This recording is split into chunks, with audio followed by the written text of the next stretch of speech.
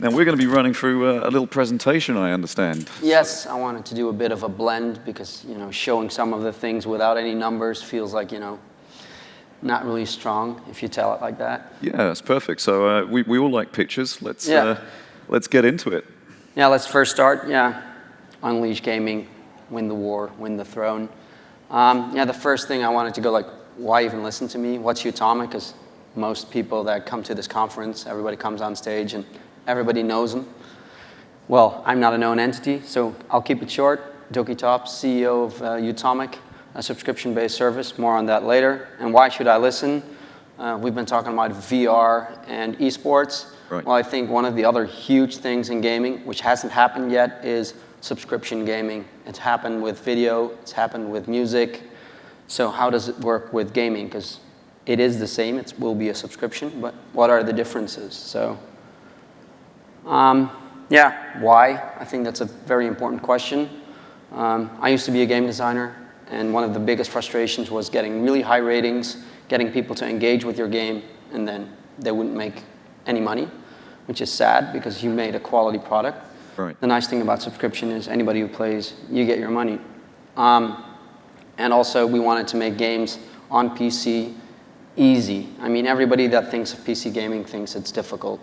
And we want to get people back into gaming, and we want to get more people into gaming, essentially. So that's the idea, to unleash gaming. Just wanted to show a little video, so to give a little bit of an idea. It's funny. It's got a guy with a beard in it. So let's see what happens.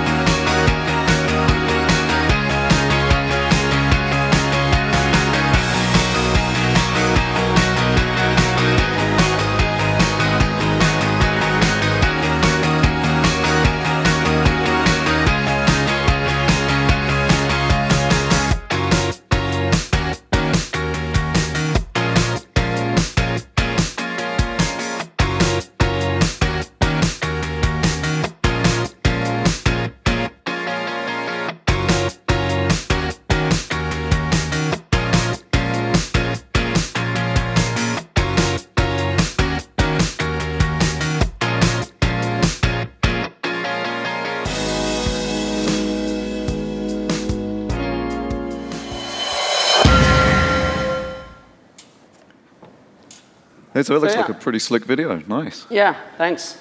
So a little bit about the tech. There has been some subscription services, and most of it is like based on pixel streaming. And contrary to what we're doing is we just download a very small part of the game, and then the game starts. We chop it up in 100,000 pieces. So that's roughly how it works, and then it starts roughly 100 times faster. And I think the proposition for gamers is really unique, as if they buy a game, they get 1 month free subscription, and they get to play it instantly instead of waiting and just get a bunch of games. Yeah, so how is the money made in the subscription? I think that's one of the main questions that's been asked. It really comes down to doing it on a per-person basis. We want to democratize the way revenue is split. And we look at what everybody does. If you engage with a certain publisher or developer, that's where your money goes. So everybody knows where their money goes. Essentially is your time spent every month is where your money goes. That's really interesting. So, look, I mean, there's been attempts at doing game streaming before. You know, we've seen some pretty amazing examples out there. We've seen people come into the market with free hardware, you know, and here's the box. We'll give it away at every moment's notice. Yeah. And then they've gone away, and they just haven't got the the user base they needed to maintain that. What's different about now? I mean, that was years ago. What's different about now, and why is now the right time? I think the fundamental change is that the market's changed, but our technology is so fundamentally different. The game still runs on the system. You still get instant play. It's roughly 500 times cheaper. It scales. Our technology starts working like on a 3 Mbit or 4 Mbit connection. You can already start games 10 times faster. But then if you go up, you go all the way up to 100 times. So it's much more scalable in the broadest sense, from cost to what connections can handle it. So we don't have any heavy infrastructure that we need to maintain. So we won't have millions of dollars every month in costs. Right. And like it says on your presentation, I mean, didn't Spotify kill the music business? I mean, we know it didn't, right? So yeah. What's that all about? Yeah, I think one of those things is I have a physics background, so I like to look at platforms and platform properties. I think one of the main things, as you can see in the slide, is Spotify really reduced the amount of revenue being made for the simple fact that there's 30 million pieces of content on a platform with 20 million users. On top of that, most of them listen to like 50 pieces of content every month. So then you can calculate what is the value of each piece of content on that platform every month. And then you see like, wait a second, with music it's growing the revenue, but it shrank. But with gaming it's like, hey, a piece of content has like a 5,000-fold value, but actually it's even more because we can see in our closed beta, people only play like 5 games a month. So that's a massive reduction in pieces of content and the amount of content used every month. So that's a huge potential that's out there, and that makes it so different from the music industry. And I'm not even talking about the fact that new games still get sold, right, like for full retail. Yeah, so one of the things people worry, like, how does it happen? How do you make, because it's counterintuitive. Even inside our company, it's the same thing. Some of our devs go like, yeah, how does it work? Well, the simple math is, I won't regurgitate everything on this slide, but the simple math is way more users play your game. So we recently had a game get onto the closed beta, and over 12% of people played that game. That was an indie title.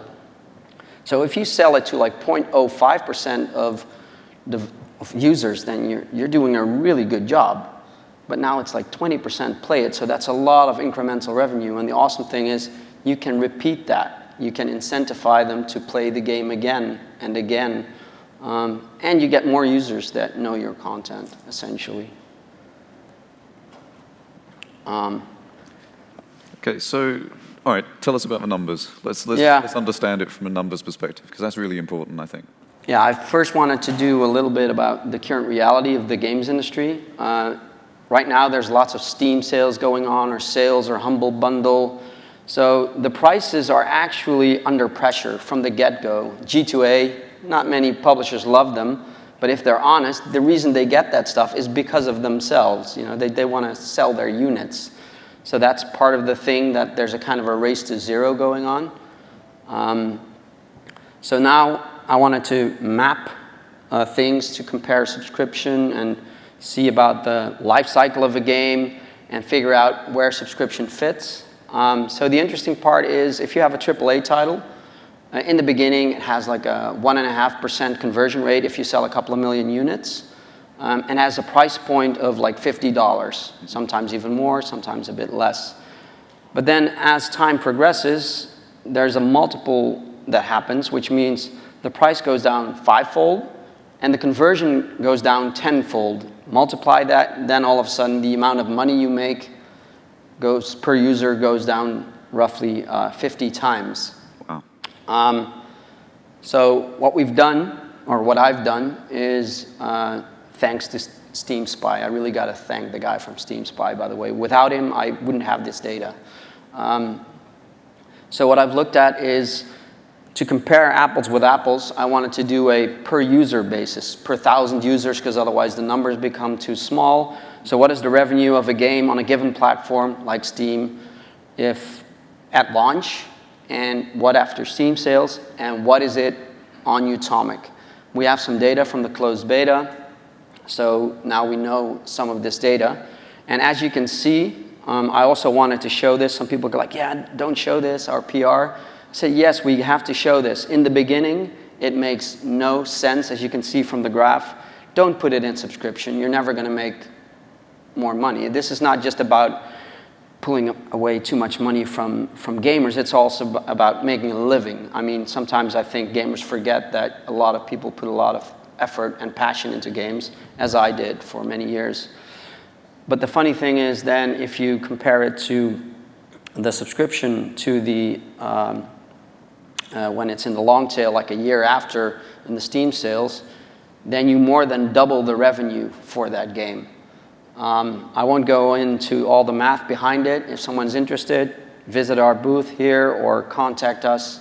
I'll be happy to like flood you with numbers because I have so many Excel sheets, it's scary.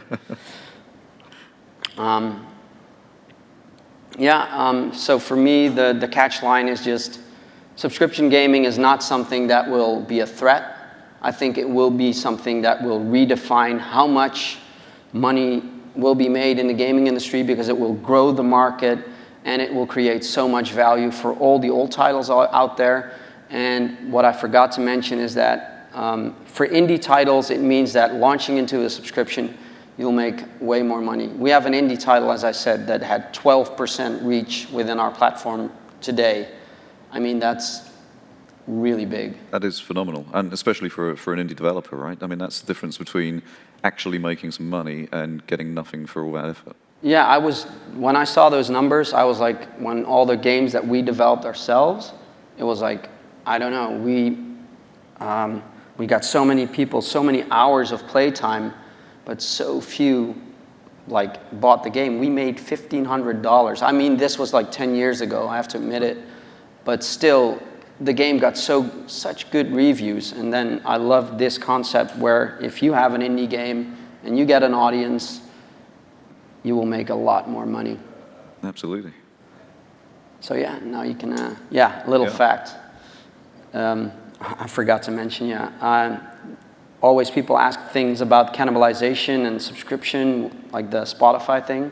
And then I said, well, if all 120 million Steam users would have a subscription, you know, they would have 5 times the revenue they have today. And that's even without the, full retail games sales that will still happen. Fantastic. So that's an interesting thing. So look, let's flip away from the slides for a minute.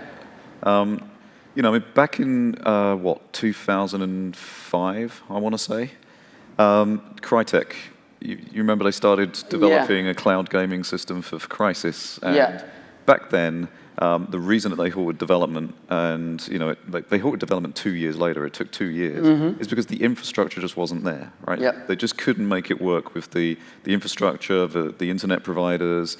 Nothing was up to the task. Now, of course, we are way, way beyond that in terms of the technology. And yet I still find that when I talk to gamers about streaming services, they're still a little bit worried about that they might not have the gear in order to be able to, make it as faultless an experience as what they might experience on their console or on Steam or whatever. So tell me a little bit more about what they need in order to make this work. What's the absolute minimum, and put their minds at rest. Yeah, I think the simple thing is they need the system that runs the game originally.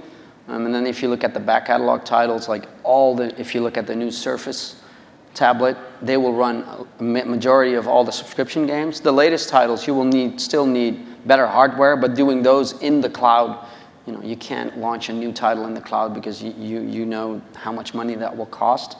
And I think one of the other key pieces we got right was we figured out a way to onboard all the games onto our platform without any effort from the publishers. Really? Tell me more. So essentially when we talk to them, the first thing they say, because we were a smaller company than when we started talking with them, now we're 20 people plus, but they go like, what's the work? And then I say, nothing. And then they go like, we heard that before, but it wasn't true. And then I said, no, seriously, if we sign an agreement, all you do is put it on an FTP, and that's it. We'll take care of the rest. So now we did 160 games. Now we're getting recommendations from some of our partners where I can just say, call him, and if you ask him what did they do for it, they said, well, nothing. And I think that's a major thing, because one of our fans who visited us in the office, he used to work at OnLive, which no longer exists, and then he said it took them 3 months to get a game to work. And for us, it's like our record now is 20 games in a day.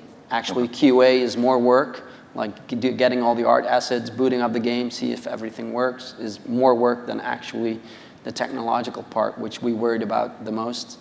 So yeah, that's been a massive like scaling thing that we fixed. So in their terms, really, it's no more effort than what they put in for sending out assets for a review or assets for news, right? Yeah, that's it. That's essentially what we ask.